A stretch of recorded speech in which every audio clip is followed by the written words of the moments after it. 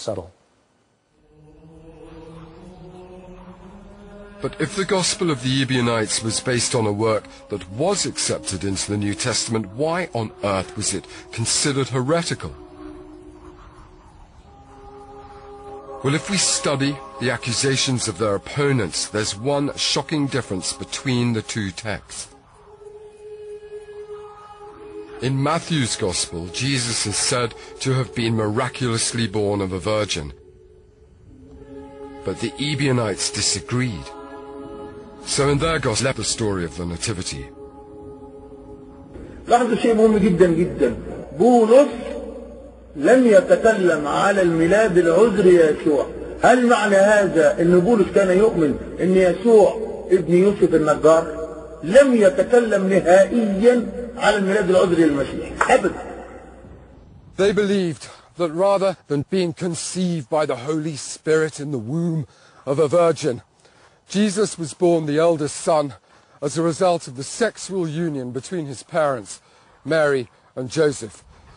But for Epiphanius and for others like him, such beliefs were heretical, and any gospel containing such ideas had to be stopped.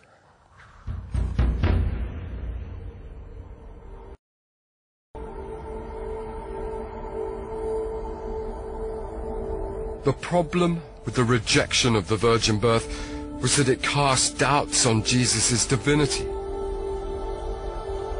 If there was no miraculous conception, then what made Jesus different from any other man? Well, the Ebionites believed it was his baptism that transformed him. For them, it was this moment when he became the Son of God. The Ebionites are accused of not believing in the virgin birth, of rejecting the idea of Jesus being born special. They supposedly distinguish between the man Jesus, who was just an ordinary man born and died in an ordinary way, and the divine Christ. So Jesus Christ for them is not one, but two entities. And the man Jesus is used as a vehicle of the divine Christ, who comes upon him at a certain point, at his baptism, and then uses him as the human vehicle for the ministry. So at his death, the divine Christ deserts him, leaves him, goes up to heaven, and the man Jesus is left to die. So if that's the case, then they would have thought of not technically of Jesus as being divine, but of Jesus as being inhabited by divinity in some sense. What was the problem with that for the Orthodox leaders of the Church? One of the problems that causes for Orthodox Christians is that how you understand Jesus is closely connected with how you understand salvation and how you understand how salvation was worked out. The emergent Orthodox view is that in order for Jesus to win salvation for humans, he had to be authentically human, but he also had to be both. And that had to include a real bodily death. Well, in this Ebionite view, as it is, the divine Christ simply, kind of parachutes down at a certain point and then opts out at a certain point.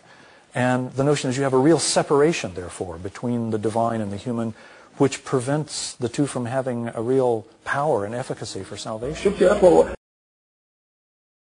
يعني سبحان الله نتيجة الموضوع لاهوت ونسيت من نبوت ومش عارف ايه في حيرة عندهم. ولذلك الكنيسة مثلا الموضوع طبيعة المسيح، عندك الكنيسة الكاثوليكية البروتستانتية تقول ان يسوع له طبيعتين ومشيئتين. الكنيسة القبطية طبيعة واحدة ومشيئة واحدة. الكنيسة المرومية طبيعتين ومشيئة واحدة. مش عارفين، ما همش عارفين. Complicated stuff. سامعين complicated، سبحان الله، سامعين أشياء معقدة، ده اللي أنا بقوله. But the Ebionites were grappling with an extraordinary idea. God made man.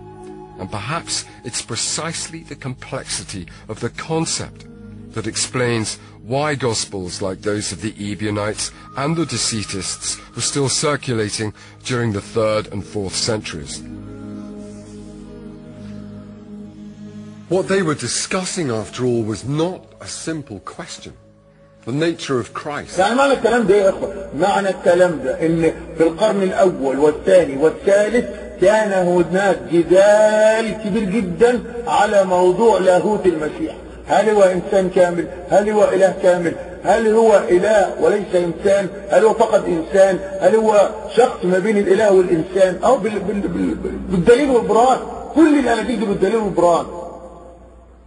مؤتمر نقيا اللي قال له يسوع قال إن هو مثل الآب، إله من إله، نور من نور، إله حق من إله حق. 325 ميلادية. يسوع بقى إله من أمر من الإمبراطور الوثني قسطنطين سنة 305.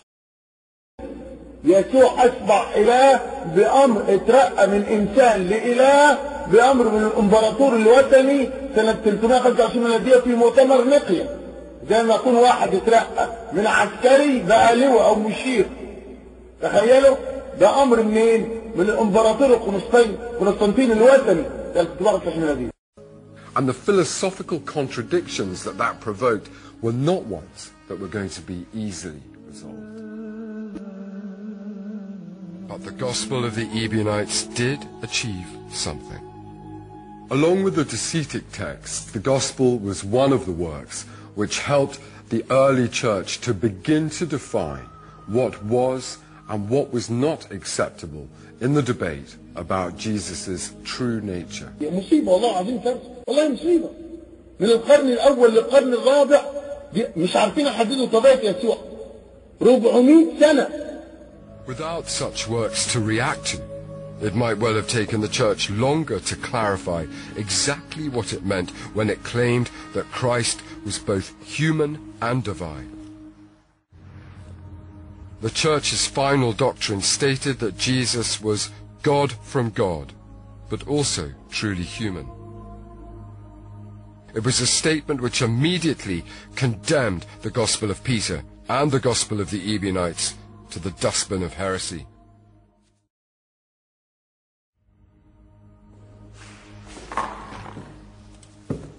But there was one issue on which both heretics and Orthodox were united.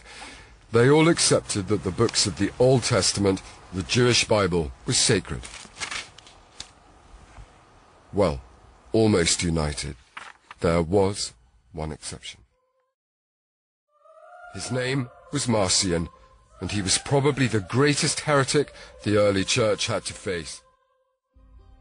Had his opinions prevailed, the Old Testament would have ceased to exist altogether, and all traces of Jesus' Jewishness would have been obliterated from history. Marcion's ideas were so brilliant and so ruthlessly logical that he, more than any other man, began a movement which ultimately led to the loss of over 20 Gospels from history. His influence was such that he forced the early Christians to decide which books they wanted to revere and which they had to condemn.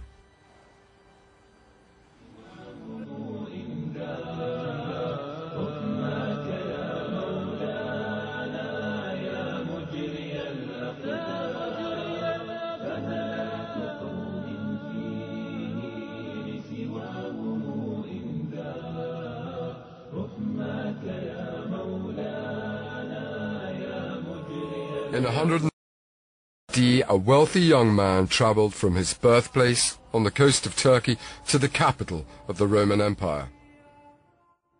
On his arrival, he generously donated 200,000 sesterces to the fledgling Christian church, and then he set to work writing. 5 years later, he unveiled two of the most compelling, distinctive, and revolutionary literary productions the church had ever encountered, and they were so dangerous that they were to change the course of Christian history.